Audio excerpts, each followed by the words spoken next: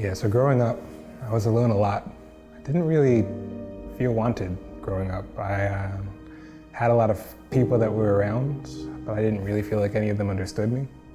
I think later on, looking back, I kind of felt like I wasn't really worth being around because my dad was never around.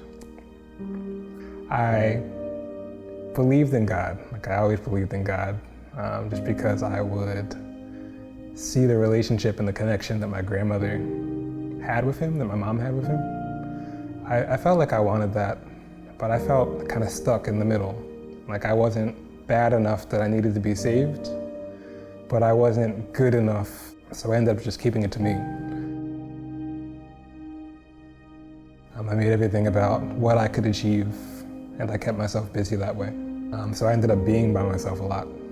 When I got to college, that all changed. I hit this point where I was just at rock bottom, and luckily for me, someone a little further ahead of me came into my life and just invited me into a Bible study, listened to my story.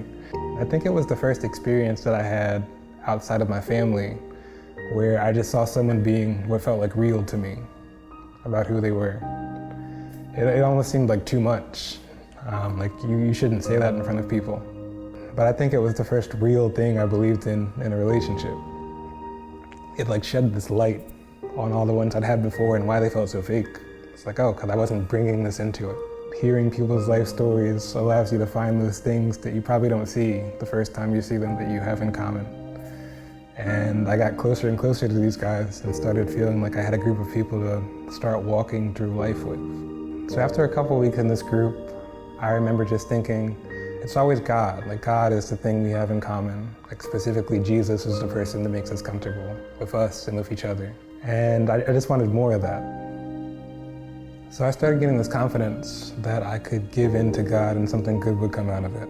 Even if I wasn't sure what it was, even if it didn't feel good while I was doing it.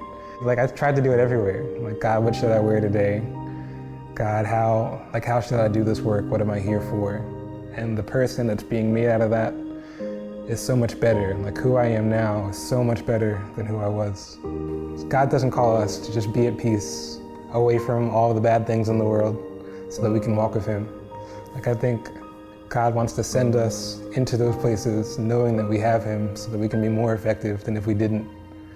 And I always get that wrong. Like I get it wrong all the time. I go through these seasons, like God charged me up and gave me a battery to send me out so I could do something, and I need to come back with results.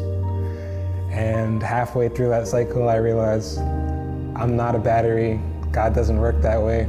It's more of like an AC adapter. Like I have to stay plugged in like the whole time, or it's just not going to work out. I think it's kind of like how things are supposed to be. Like that's how relationships are. You don't just hit a high point and then stay there and ride it out.